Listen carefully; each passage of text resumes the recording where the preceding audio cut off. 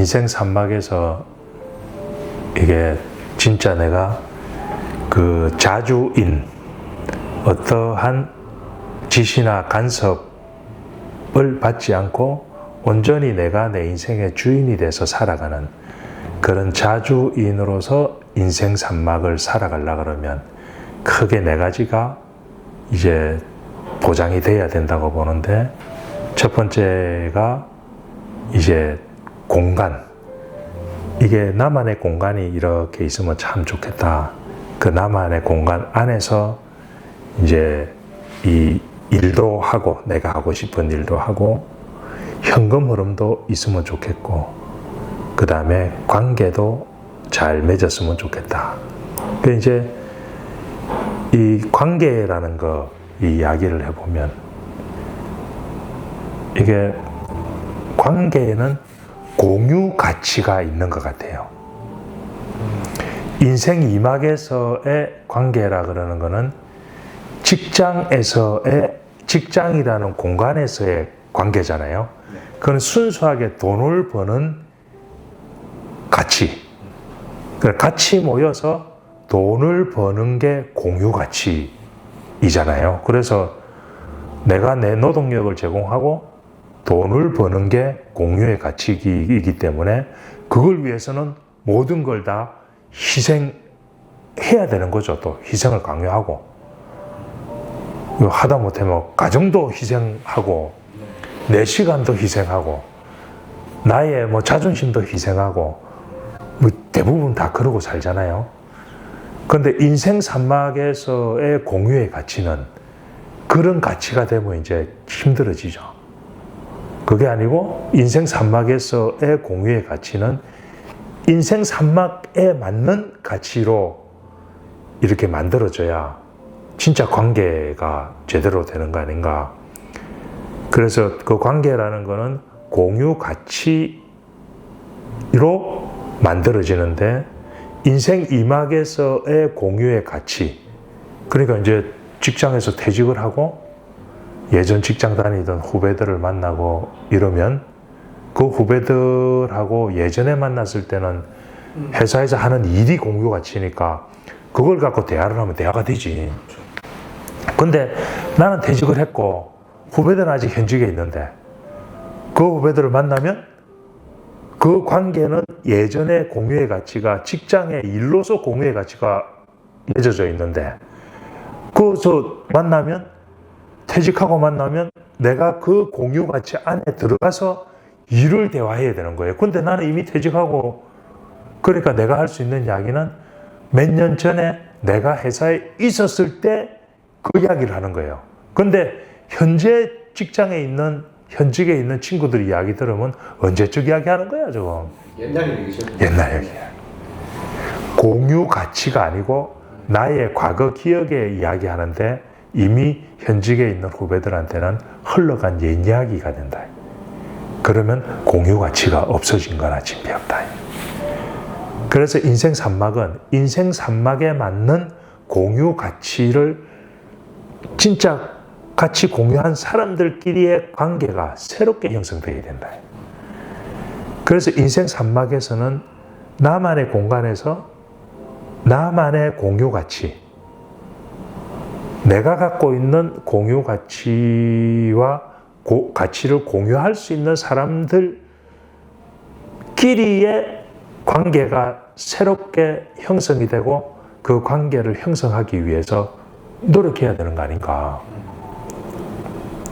그런데 끊임없이 그거를 인생 산막거를 안 만들고 인생 이막에서 그 후배들 현직의 공유 가치 안에 공유되지 않는 사람으로서 개입을 해서 괴롭히러 가시는 거예요. 네, 일전에 이야기한 것처럼 제사상을 조상들도 1년에 한 번밖에 제사 안 지내는데 한 달에 한 번씩 가갖고 제사 지내달라고 하는 거 아마 공유 가치가 안 맞는 거예요.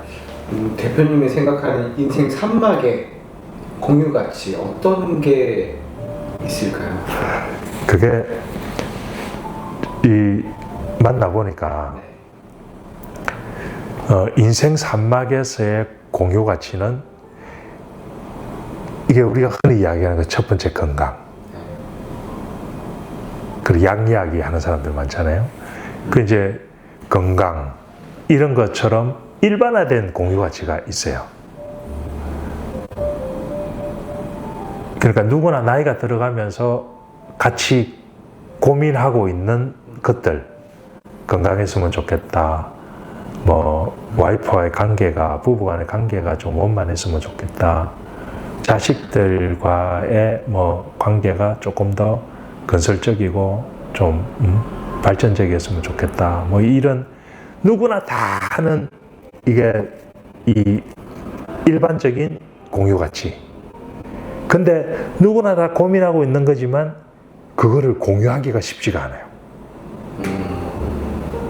와이프와의 문제에 대해서 누가 공유하기가 쉽지 않잖아요. 그 다음에 자식 문제에 대해서 이야기는 할 수는 있지만 그걸 또 남하고 또 공유한다는 게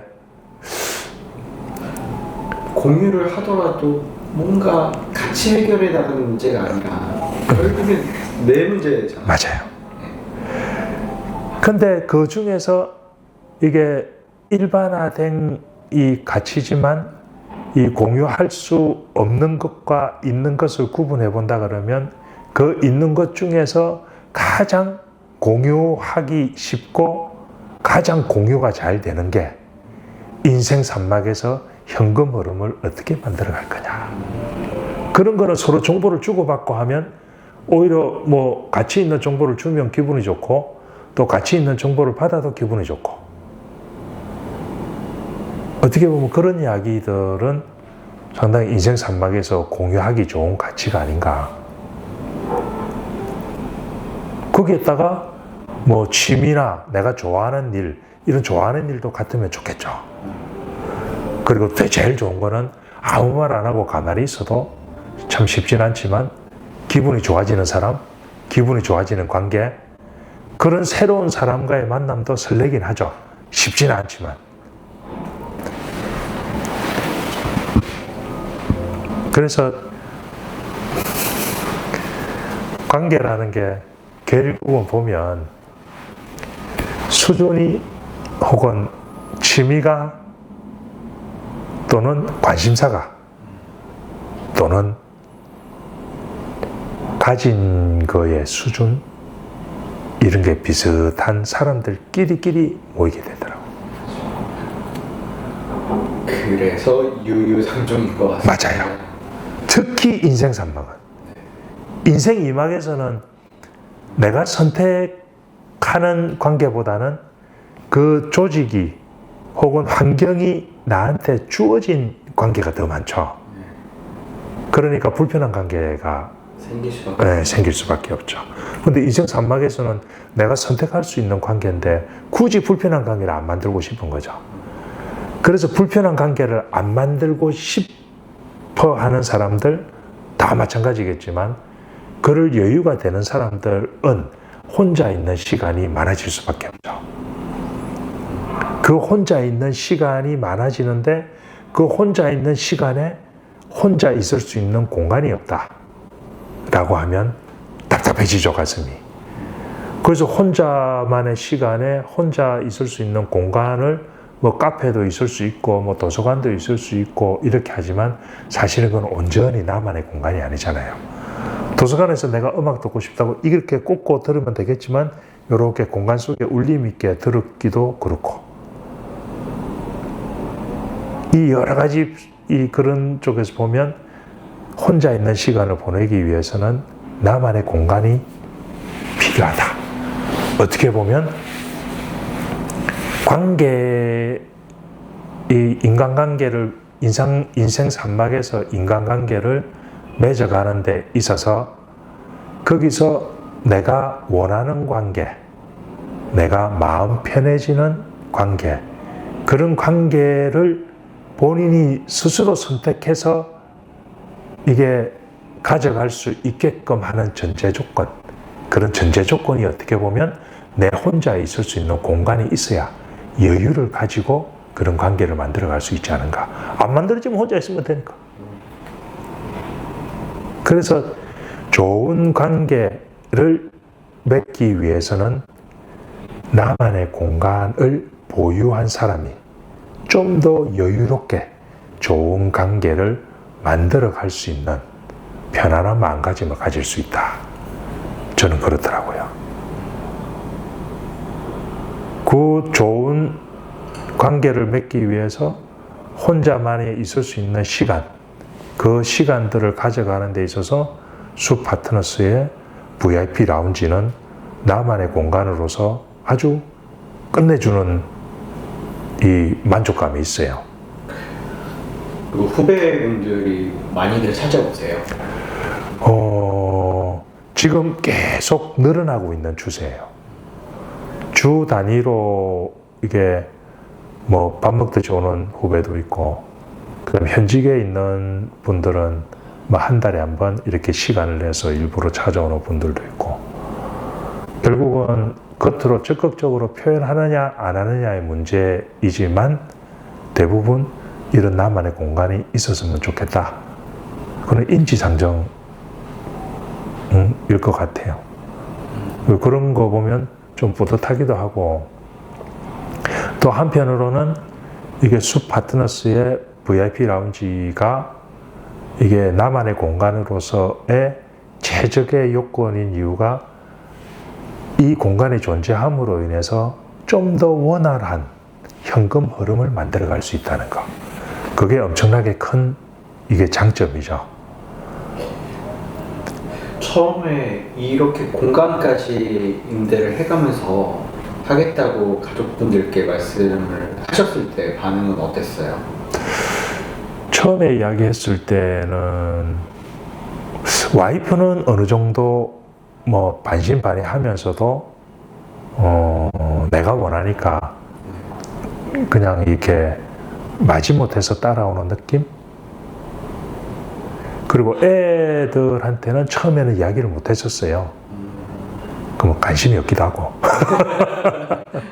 근데 이게 VIP 라운지를 만들고 난 뒤에 이제 고사라 그래야 되나요? 우리 사무실 때문에 조금 더 편안한 공간이 됐으면 좋겠고, 이 사무실 덕분에 조금 더 우리가 가족 관계가 원만했으면 좋겠고, 이 사무실 덕분에 우리 가족의 현금 흐름이 좀 더 풍성해졌으면 좋겠고, 그런 거를 기원하는 차원에서 고사를 지냈는데, 그 고사를 지낼 때 처음으로 애들을 이제 데리고 와서 이제 애들한테 돈도 한두 장 올리게끔 하고 했는데, 그 뒤로부터는 한 달에 한두 번씩 가족 회의도 거기서 하고, 가족 모임도 하고, 뭐 차도 한 잔씩 마시면서 이렇게 지내다 보니까 그 공간이 지금은 없으면 안 될 공간.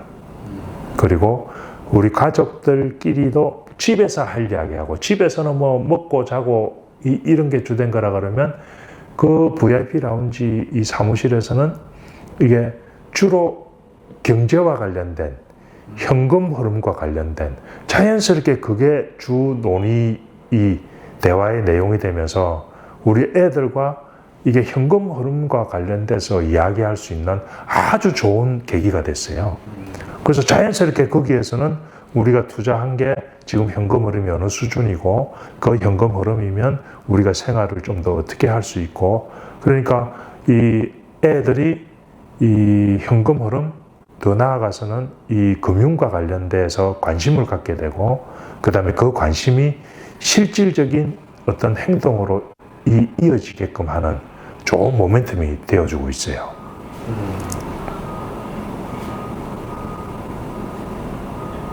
정말로 그렇게 해보니까 참 이 VIP 라운지 만들기를 잘했다. 어떻게 보면 전원주택 하나 있는 것보다 훨씬 더 효율적이에요. 내가 가서 짠디 깎을 일도 없고, 관리하기가 어렵지도 않고요. 그러니까 그 다음에 규모가 적정한 수준이다 보니까 그 조그만 관리비만 내면 알아서 관리 다 되고, 그리고 집에서 거리가 가까우니까 언제든지 내가 시간적인 여유가 있을 때 거기 가서 이게 향기로운 커피 한 잔, 조용한 음악에 생각도 할 수 있고. 자택에서 얼마나 걸리세요? 그 라운지까지는? 걸어서 도어 투 도어로 가면 한 4분 30초? 5분이 채 안 걸려요. 굉장히 가깝네요. 물론 중간에 신호가 걸리면 한 1, 2분 더 늘어날 수 있어요. 근데 5분, 평균 5분이면 가죠.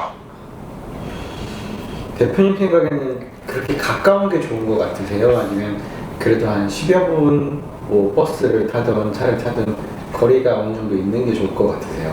그거는 부부 사이의 관계가 어느 정도 수준이냐에 따라서 달라지죠.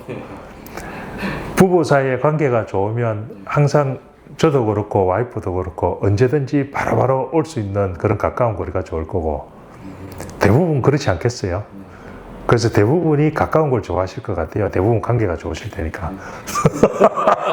믿거나 말거나. 근데 어떻게 보면 대표님은 운도 좋아하셨던 것 같아요. 이게 자택 가까운데 마침 괜찮은 그런 오피스텔이 있어서. 운이 좋았어요. 그게 이게 수파트너스하고 이렇게 인연이 되려고 그런 것 같아요. 그 딱 하나 있었어요. 그 제가 하던 사무실이. 딱 그 이제 규모가 규모이다 보니까 대부분의 이게 사무실은 창이 하나인데 제 사무실은 창이 2개예요. 딱 이제 저 VIP 라운지를 내야 되겠다 마음을 먹고 딱 갔을 때 그거 하나 딱 있었어요.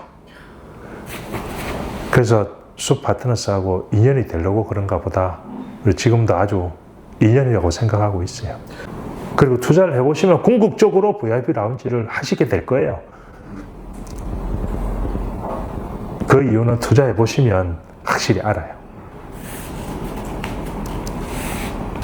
현직에 있는 후배든 아니면 현직에 있는 뭐 동료든 이렇게 만나고 나면 마음이 항상 공허하더라고요. 물론 나는 처음에 퇴직을 하면서 이 관계를 이게 싹 정리하긴 했어요. 한번 휴대폰도 전화번호부도 싹 한번 정리하고 다 했는데도 불구하고 굳이 또 일부러 찾아와서 이렇게 만나고자 하는 사람들은 고마워서 이렇게 모임을 나가긴 하는데 그 모임 갔다 올 때마다 공허함을 많이 느껴요. 그게 왜 공허함을 느끼나 이렇게 생각해 보면 결국 공유 가치가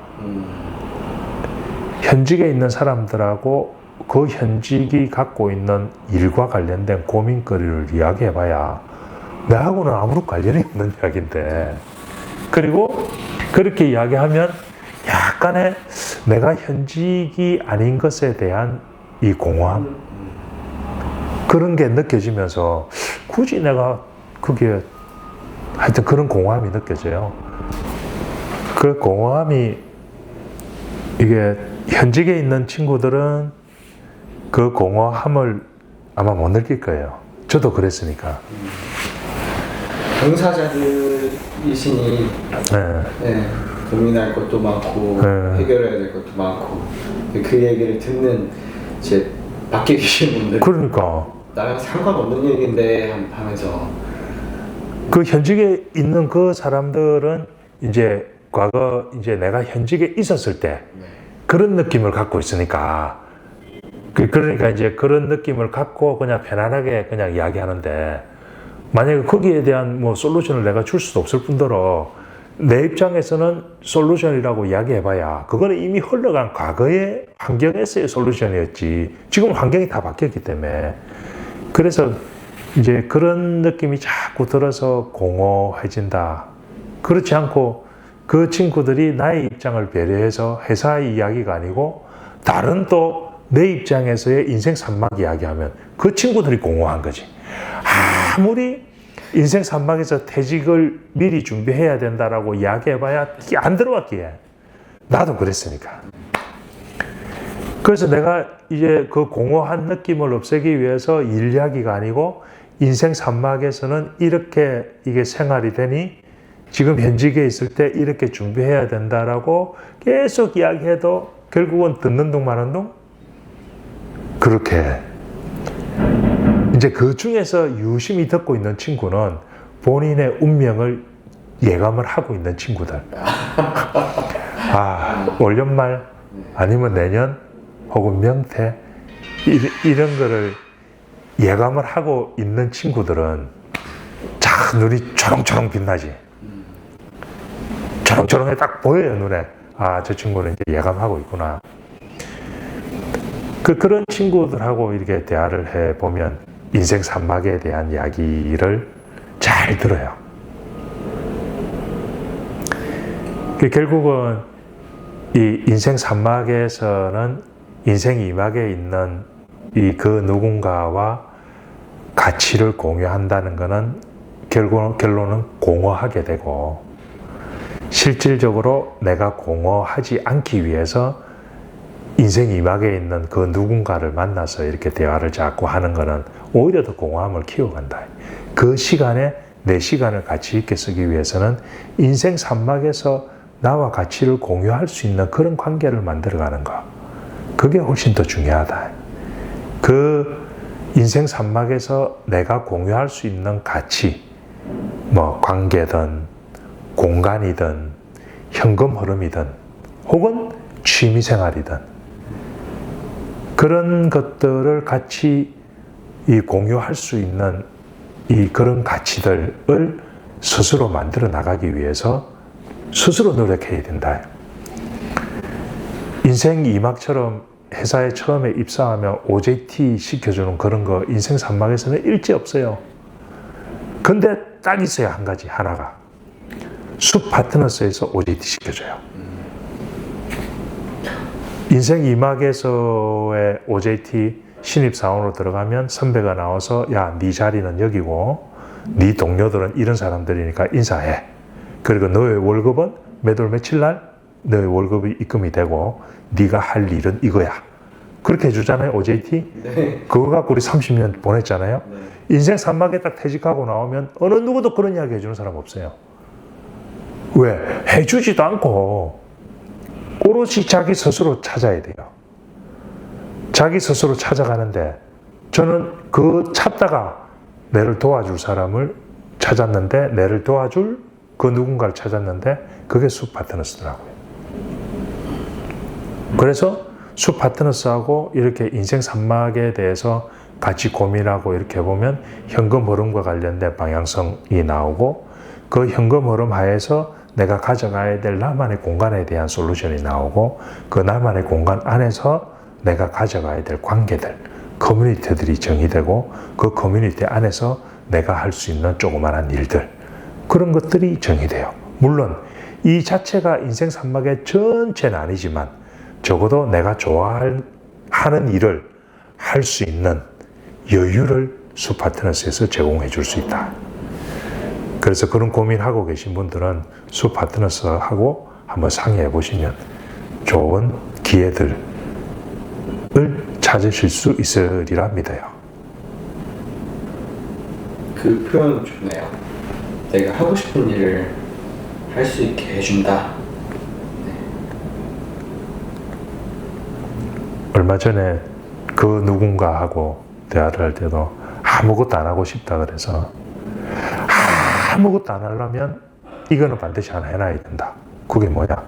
네가 아무것도 안 해도 현금 흐름은 있어야 네가 아무것도 안 할 수 있지. 대부분의 사람들은 현금 흐름 때문에 하기 싫은 일을 해야 되는 거거든요. 근데 아무것도 안 하고 싶으면 하기 싫은 일을 안 하고 싶다는 이야기죠. 지가 하고 싶은 일을 하겠지. 하기 싫은 일을 안 하고 싶다는 건데, 하기 싫은 일을 안 하려면 그 하기 싫은 일을 했던 이유인 현금 흐름이 자유로워야 돼요. 그러면 그 현금 흐름을 만들어 놔야지만 아무것도 안 할 수 있잖아요.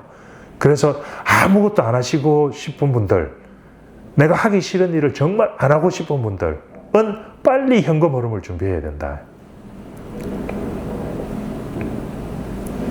그 빨리 현금 흐름을 준비할 때 숲 파트너스에서 상의하고 솔루션을 찾으시면 돼요.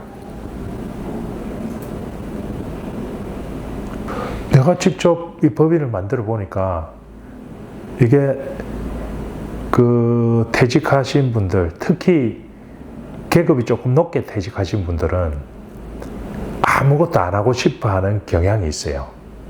은밀하게 이야기하다 보면 회사에서도 자기가 하기 싫은 일은 자기가 안 했거든. 근데 그분들이 아무것도 안 하고 싶다라는 이면을 들여다보면 자기를 괴롭혔던 관계 속에서의 감정노동, 그걸 안 하고 싶다는 거예요.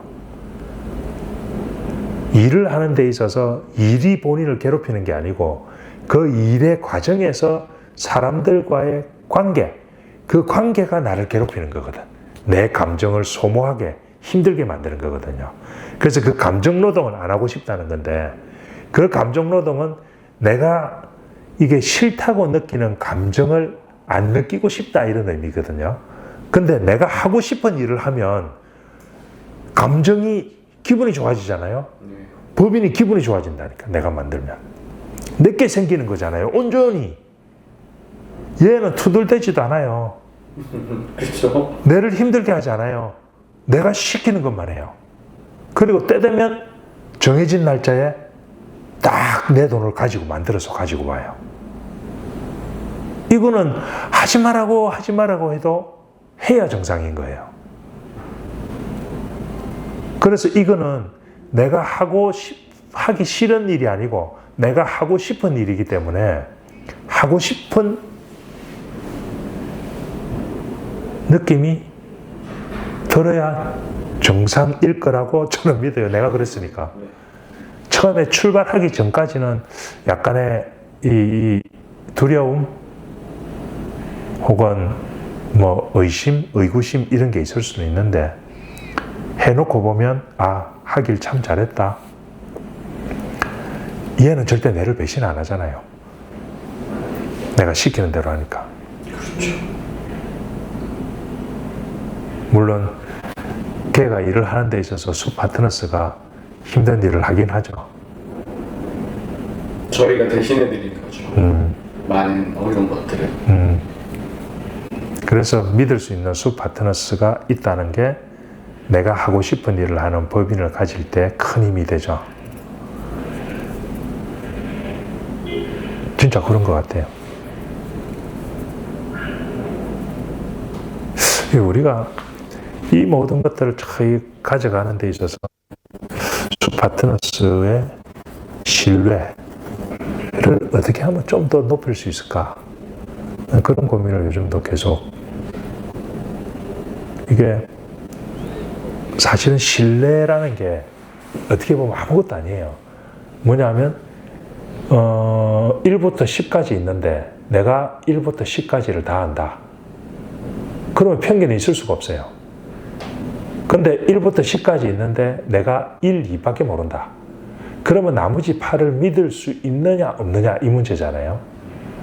본인이 2까지밖에 모르기 때문에 믿을 수가 없는 거예요. 근데 대부분의 사람들은 2까지만 알아도 나머지 8, 8, 10까지를 믿을 수 있길 바라죠. 그게 편하니까. 그게 이제 예를 들면 은행이죠. 뭐 5대 시중은행 같은 경우는 내가 뭐 예금에 들면 이자가 몇 프로다. 이 두 가지만 알고 나머지는 8가지는 니한테 맡길게. 이런 식으로 가잖아요. 그래서 본인이 노력을 하지 않아도 두 가지만 알면 그냥 믿고 맡겨버리는 거죠. 근데 그게 게으름이 주는 어떻게 보면 이게 무지거든요. 믿고 맡겼는데 무엇을 믿고 맡겼느냐. 원금의 안정성을 믿고 맡겼다. 근데 이제 나의 돈을 지킨다라는 개념이 있을 때 나의 돈을 지킨다. 무엇으로부터 지키느냐? 그거는 인플레로부터 지킨다. 더 쉽게 말하면 나의 돈의 가치가 떨어지는 걸로부터 내 돈을 지킨다. 이런 의미잖아요. 근데 원금 보장을 받는 게 나의 돈의 가치가 떨어지는 것을 막을 수가 있느냐?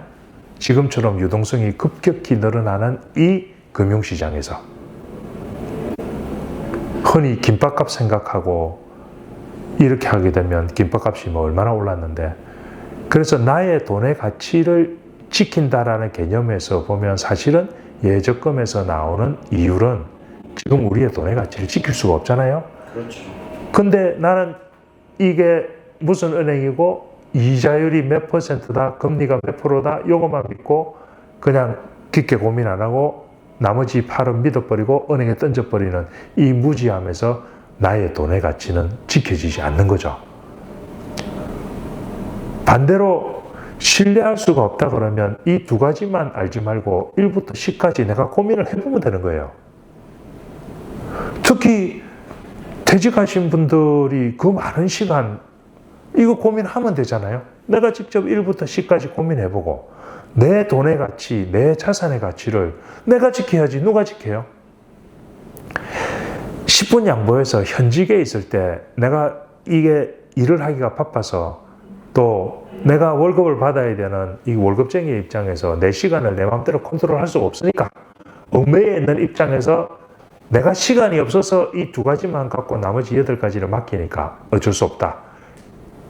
그 정도면 이해가 되겠지만 지금 퇴직하신 분들은 나머지 시간이 있는데 그 시간을 내 돈의 가치를 지키는데 시간을 써야죠. 당연히 쓰셔야죠. 근데 예전에 바쁠 때 그 습관대로 2가지만 알고 8가지는 모르는 상태에서 돈을 내팽개쳐 놓는 거는 저는 정말 해서는 안 될 행위라고 보고 그 1부터 10까지 내가 이 금융에 대해서 이해를 하고 내 돈의 가치를 지키는 거를 넘어서서 수익을 창출하고 싶으면 이거 수파트너스를 공부해야 돼요. 공부를 해서 내가 여기서 수파트너스에 투자를 해서 어떻게 돈의 가치를 지켜나가겠느냐 공부해 보시면 알게 돼요. 알게 되면 전과 다르다. 전과 다르면 결국 저처럼 이게 하게 될 확률이 높죠. 전과 다르다. 공부하면 알게 되고 알게 되면 행동이 달라지고 행동이 달라지면 전과 달라진다. 전과 달라지면 내 돈의 가치가 지켜진다. 그래서 내 돈은 내가 지켜야 돼요. 지킨다는 게 원금을 지킨다는 게 아니고 아직도 원금 지키려고 하는 분들이 많아요. 내 주변에 아마 10명 중에 8명은 원금 지키기 위해서 최선을 다하시는 분들이 원금을 지키기 위해서 최선을 다 안 하시는 분들이 많아요. 그렇죠. 네. 원금을 지키려고 이 2가지만 알고 나머지를 맡겨버리는 거 최선을 다 안 하죠. 원금을 지키기 위해서 최선을 다 안 하시는 분들 정말 그러면 안 돼요. 한국에는 한 80% 이상의 분들이 다 그런 부류입니다. 네. 엉뚱하게 알고 있죠.